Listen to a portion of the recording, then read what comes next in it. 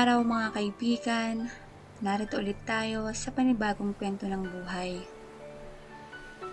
Pero bago tayo magsimula, huwag niyong kalimutang i-click ang subscribe, like at bell icon para lagi kang updated sa bawat uploads ko. Ang nakaraan. Tuluyan na ngang nakuha ni Miguel ang pagkababae ni Elsa. Laging gulat ni Miguel nang malamang siya ang nakauna sa babae dahil virgin pa ito. Sa di kalaunan ay naulit pang muli ang kanilang pagtatalik at sa hindi malamang pangyayari ay mabubu pa ata ang ginawa nila.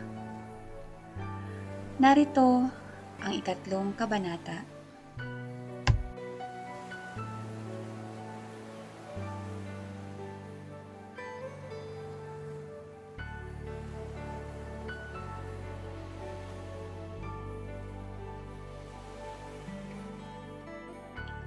Sigurado ka ba na kaya mong ipanalo ang kaso?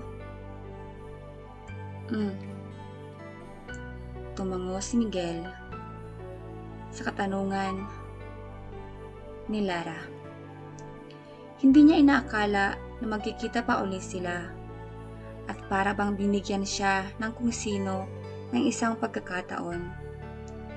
The woman came to his office only 3 weeks ago and she wanted to file an annulment. Nais nitong makuha ang kalahati ng pag-aari ng asawa nito, maging ang custody na nag-iisang anak ng mga ito. May ipinakita na itong medical records, ebidensya na pambubugbog dito ng asawa niya. He was yet to investigate on the case, but he was sure he could win this. He was going to do everything he could to win it. Everything for her. Nag-mature man ang itsura nito ay taglay pa rin nito ang special something.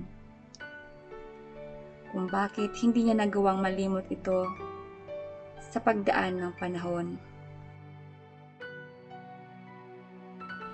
Nang lumapit ito sa kanya ay naging direkta na ito sa paghingi ng tulong.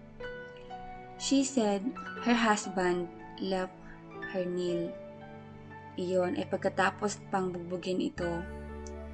He hated the bastard for treating this princess the way he did.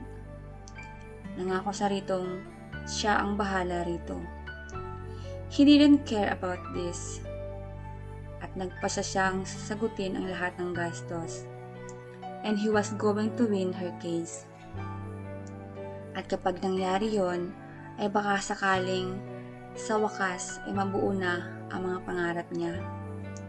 Sapagkat ito na lamang ang kulang sa mga pangarap niya. Ito na lamang ang kulang sa buhay niya. Lara, he said. He wished she could feel his longing. Sa ngayon, mas maganda marahil na manatiling professional muna ang turingan nila. Totoo naman, Miguel. Ang tagal kitang hinintay. Ang tagal mo. Hanggang tingin ka lang parati. Well, get there, Lara. Promise? Nagkatunog ang kanyang ngiti. Promise. Sa ngayon, maayos na ang lahat. May schedule na tayo ng hearing. I will be on vacation until then. Kailangan na niyang sumunod sa kanyang ina na pinauna na niya sa Santa Lucia. Don't worry, I'm going to keep you updated. I'm gonna call you. Asahan ko yan, Miguel. Tumayo na ito at inihatid na niya ito hanggang sa pinto ng opisina. Sumandal ito sa pintuan at napabuntong hininga ito. Sana, wag mong isipin sinasabi ko lang ito dahil tinutulungan mo ko. Miguel, sana yung hindi natuloy-tuloy noon, matuloy ngayon. Yumuko ito, tila napahiya sa sinabi. Pinisil niya ang palad nito. Ginawaran nito ng halik ang gilid ng kanyang mga labi. "We'll get there. I already told you that. Maghihintay ako." Hanggang sa makaalis ito ay nakangiti pa rin siya sa kawalan. Maybe she was his reward for all his hard work through the years. She was going to be well worth to wait. It was at that moment when a certain face flashed in his brain. The Joker girl. "Shit," he said and massaged his templates. Wala siyang panahong isipin pa ang babae. He didn't know her. Baka sa ngayon ay ibang lalaki na ang kasama nito. She was a virgin, sure. Pero, isa pa rin siyang bayarang babae. Baka nagkataon lang na siya ang sinuwerteng unang customer. Hindi siya dapat bagabagin ng kanyang konsensya. It was her choice. Wala siyang kinalaman doon. He asked Kevin about her. He told him she was one of those first-class girls. May sariling buhay ito. Meron din siya. Walang lugar ito kahit sa isip niya. Lara was the only woman allowed to occupy his mind. "Diyos ka naman, Elsa! Ilang ulit ko bang binilin sa'yo ang lintik na kondom?" Halos mag-istorya si Huling na sabihin niya ritong buntis siya. Napahaguluhol na lamang siya sa kanyang palad. Sinabi niya sa kanyang lola na dinatnan na siya kahit ang totoo ay hindi.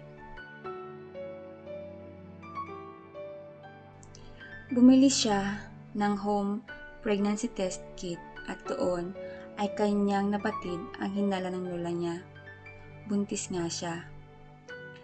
Ang unang nilapitan niya ay si Huling sapagkat ito lamang ang nakakaalam ng kanyang ginawa. Hindi niya malaman kung ano ang kanyang gagawin. Parang nais niyang kainin na lamang siya ng lupa. Wala siyang mukhang maihaharap sa kanyang mga kababayan at hindi niya malaman kung paano babawiin sa kanyang lola ang nasabi niya rito. Ayaw lamang naman niyang mag-alala ito sa kanya. Kaya sinabi niyang nagkaroon na siya. "Gusto mo bang ipalaglag?" tanong ni Huling. Panay ang pagkawalan nito ng buntong hininga. Naghit-hit buga na ito ng sigarilyo. "Ayoko." Siguradong tugon niya. Ayaw niyang kumitil ng buhay. Anak niya yun. Kahit ano pa ang mangyari, dugo niya ang batang iyon. Kahit ni hindi niya alam ang pangalan ng ama niyon, ay anak niya yon. "Luka-luka ka pala eh. Anong gawin mo? Ni hindi ka pa nga nakakabayad ng utang mo sa akin ah. Paano mo bubuhayin yan?" Hagulhol na lamang siya ng hagulhol sapagkat wala siyang ideya kung ano ang gagawin niya. Ang payo lamang ni Huling sa kanya ay pag-isipan niya ng mabuti ang mga desisyon niya. Isipin daw niyang pag-aaralin niya ang bata, bubuhayin. Paano raw niya gagawin iyon? Hindi naman sa dinilimon kita ano. Pero maliit pa naman yan. Pwede kitang i-booking uli hanggat hindi pa halata yan. Makaipon ka man lang na pampaanak mo. Kahit hindi mo na ako bayaran. Bruha ka. Mukhang inis na inis itong hindi naman magawang tuluyang bulyawan siya. Ang tagal niyang umiyak lamang doon hanggang sa magpaalam na sa rito. Ang sabi na lamang niya ay pag-iisipan na muna niya ng maigi ang hakbang na gagawin niya. Nagtuloy na muna siya sa gasolinahan, halos tulala lamang siya doon nang may dumating na sasakyan. Halos wala sa sariling sinenyasan niya ang sasakyan at lumapit sa hose. Nang makaayos na ay nalapitan niya ang bintana niyon. "Premium o unleaded?" Napanganga siya. Halos hindi siya makapaniwala sa mukhang kanyang tinitigan na mga sandaling yon. Ikinurap-kurap pa niya ang mga mata upang makasiguro si Mr. Batman ang ama ng kanyang anak. Mukhang nabigla rin ito na makita siya. Kunot na kunot ang noo nito. "It's you!" sambit nito. Sukat napahagulhol na lamang siya at parang tangang nayakap ito mula sa bintana ng sasakyan nito. "Oh my God!" Inalayo siya nito. Bumaba ng sasakyan at tila nabibiglang pinagmasdan siya. "Are you alright? Anong ginagawa mo rito?" Hindi pa rin niya mapigilan ang pag-iyak. Kahit tumimo na sa isip niya ang kanyang nagawang pagyakap dito. Ano ba naman ang pumasok sa isip niya? Baka akalain pa nitong isang baliw siya. "Dito ako nag-work." Napayo ko siya. "Pasensya na, bigla lang ako. Pwede ka bang malaman ang pangalan mo? Kung hindi mo naman mamasamain." "Miguel. Miguel ang pangalan ko. Are you sure? Are you okay?" Nilabas nito mula sa bulsa ang isang panyo at ibinigay sa kanya. "Salamat, oo, ayos lang ako." "Sige, lalagyan ko ng gasolina mo." "Unleaded ka ba?" Panay ang punas niya sa mga mata. "Ano bang problema?" "Wala." Kumunot ang noo nito at tumango na lang. Dumiretso na siya sa pump at kinarga na ang gasolina. Na makabayad ito ay may dagdag na 5,000 iyon. Nagtatakang napatingin siya nito, nagkibit balikat ito. "Sige, itago mo na yan." Hinawakan nito ang kanyang balikat. "Sige, aalis na ako. Mag-ingat ka." Ang kanyang pride ay nagsasabing ibalik dito ang pera, ngunit batid niyang higit pa roon ang kakailanganin niya. Ibinulsa na lamang niya iyon. Walang lulugaran sa kayon ang pride niya. "Salamat, Miguel." Matipid lamang na tumango ito at sumakay na sa kotse nito.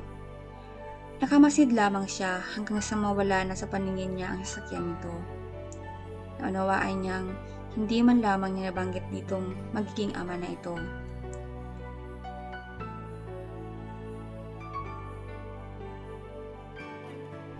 Napasinghap si Elsa nang bigla na lamang tumaas ang kanyang kamay ng kanyang lola sa kanyang liig at pinulusuhan siya. Sumasal ang kanyang dibdib habang pinagmamasdan ang mukha nito. Sinusundo niya ito sa barberya. Nakabili na siya ng paghahaponan nila. Ang buong akala pa naman niya ay matagal pa bago niya ipagtapat ditong buntis siya. Ngunit mukhang nahuhulaan na nitong nagsisinungaling siya sapagkat bakit nito bigla-bigla na lamang sinalat ang kanyang liig. Kitang-kita niya nang unti-unting namasa ang mga mata nitong walang paningin. Parang kinaskas ng buhangin ang kanyang lalamunan sa naging itsura nito. Walang sinabi ito. Pinahid lamang ng panyo ang mga mata. Tahimik na lamang niyang iniligpit ang mesa. "La, magpapaalam na po muna ako kina Lolo Leroy." Ang tinutukoy niya ay ang may-ari ng barberya. Tumango lamang ang matanda. Marahang-marahan ang ginawa niyang paghakbang patungo sa pinto ng barberya. Kung maaari lamang na mas tigalan pa niya ang pagpapaalam upang hindi na makompronta ng kanyang lola ang ginagawa niya. Pagpasok niya roon ay nagpaalam pa nga siya sa matandang barbero.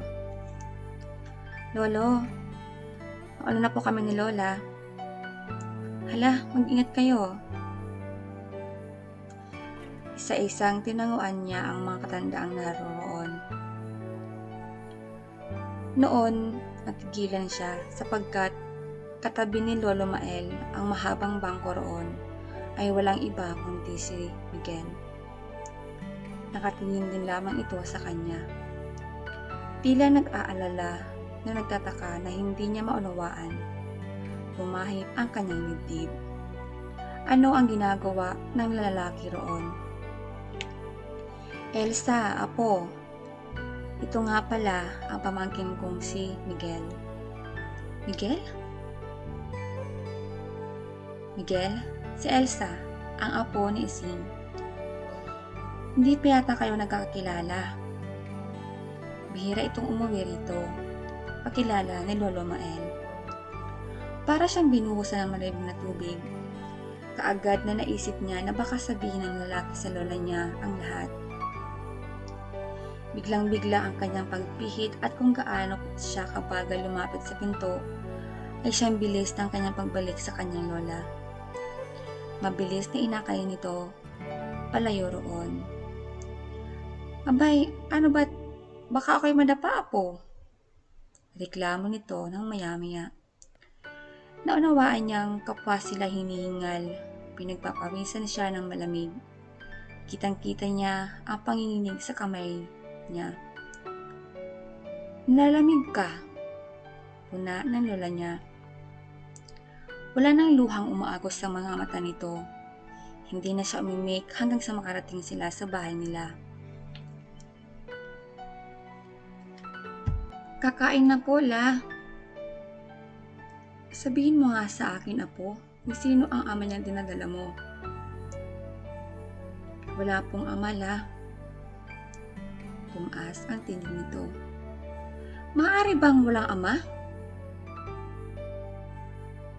Huwag mo kong lokohin, bata ka. Sinasabi ko sa'yo, kahit ako'y bulag, matalas ang pakiramdam ko. Napahikbi na ito. Lola, napaiyak na rin siya. Hindi niya malaman ang sasabihin niya rito. Sino ang ipapakilala niyang ama ng bata? Paano niya sasabihin dito na ibinenta na niya ang kanyang sarili? Muli ay parang nais din niyang kainin na lamang siya ng lupa. Sino magaling na lalaki yan, Elsa? Hindi po niya alam na buntis ako, la. Yun ba ang tanong ko? Ang tinatanong ko kung sino ang ama ng batang yan. Si Miguel po, pero hindi na po niya alam at hindi niya dapat malaman. Hindi po niya ito sinasadya, lola. Wala po may kasalanan dito. Ang pamangkin ni Mael? Opo, pero hindi po. Kadarating lamang ng batang yun dito. Huwag mo akong paglaruan. Ito po ang sinasabi ko, lola. Nagkita na po kami bago ngayon. Noon po nagkasakit kayo, nagpunta po ako ng Maynila para mangutang sa kilala ko. Kaklase ko noong high school. Doon po kami nagkakilala pero hindi na po mahalaga yon. Gagawa po ako ng paraan para mabuhay ko mag-isa ang bata, la. Nakikiusap po ako sa inyo, la. Huwag na po sana niyong sabihin kahit kanino. Wala pong kasalanan nito si Miguel. Ikaw ba ay nagsasabi ng totoo? Hindi po ako sinungaling, la. Alam mo po yan. At paano mo bubuhay ng mag-isa ang batang yan? Kakayanin ko po. Natahimik ito. Kapag ka ay tumango ito at hindi na nagsalita, para sa nakahinga ng maluwag kahit paano. Sa kung anong biro ng tadhana ay nagkaganoon na ang daloy ng mga pangyayari. Hindi pa rin niya alam kung paano niya bubuhayin mag-isa ang bata, ngunit sa tingin niya ay tama ang naging kapasyahan niyang huwag malaman pa iyon ni Miguel. Kapag nagkataon, baka maungkat pa kung paano nabuo ang bata at mamatay muna siya bago malaman ng lola niyang isang gabi ay nagkapag-niig siya doon sa estranghero pang si Miguel kapalit ang pera. Miguel knew immediately something wrong was going on when his uncle barged inside the house looking like he was ready to burst any moment. Pulang-pula ang mukha nito at matalim ang sulirap na ginagawad sa kanya. Nasaan ang nanay mo? Nasa kwarto po, tiyo. Tawagin mo at madali ka. Tumango siya at kaagad nang tumalima. Pagbalik niya sa sala ay nakasama na nga niya ang kanyang ina. Ganun na lamang ang pintig ng puso niya na makitang nasa sala si Aling Sining. He was indeed shit. He was sure of it. At sabihing nabigla siya nang mapag-alamang si Elsa pala ay kilala ng kanyang tiyuhin. Nang malaman pa lamang niya ang bagay na yon ay kinabahan na siya. Pero naisip din niyang kung siya ang nasa katayuan ni Elsa ay hindi niya sasabihin na kahit na sino ay nagawa niya. Sa isiping iyon ay napanatag naman siya kahit paano. At sa kaalamang hindi na ipinagpatuloy ng babae ang nasimulang trabaho sa hotel suit ay nakapagpapakonsensya sa kanya noon. Noon pa mang nakita niya ito sa gasolinahan. As a matter of fact, he was already planning on talking to her, giving her financial assistance in however way he could. Pero mukhang maiiba na ang plano niya. Maupo ka rito, Miguel. Wika ni Teo Mael. He cleared his throat. May problema po ba, Tio? Halos hindi siya makatingin dito. Kung nakakamatay lamang ang talim ng sulat nito, malamang na kanina pa siya bumulagta roon. Totoo bang may nangyari sa inyo ni Elsa? At wag na wag mong maisipang magsinungaling. Ito'y at sinasabi ko sa'yo. So, that was what it felt like to be an accused. Maybe that was his karma bill for being very tough and demanding. When he cross-examined witnesses, napatingin siya sa kanyang ina. Mukhang labis din itong nagtataka. Wala siyang balak magsinungaling sa kanya, kaya marahan siyang tumango. Nasuntok ni Tio Mael ang dingding. Pananagutan mo ang dalaga. Alam mo bang buntis siya? Nabuntis mo siya. Para nanlaki ang ulo niya. But he knew instantly he was being told the truth. He was so dumb, he didn't use a condom. When he saw Elsa again, she just cried. Now he understood why. At sa mga pangyayari, bagaman hindi pa man niya kilala ng lubos si Elsa, parang out of character para ditong sabihin siya ang ama kung hindi naman. At parang out of character na pagkatapos niya ay napunta kaagad ito sa iba. Hindi sumusunod sa mga pangyayari. Kung ganun, ay bakit pa ito magtutuloy-tuloy sa trabahong iyon? He was used to analyzing evidence and he was 99% sure he really was going to be a father. Handa po akong magbigay ng suporta, Tio. Anong suporta pa rin sasabi mo dyan? Pagkakasal kayo sa lalong madaling panahon. Nadaglag ang kanyang mga panga.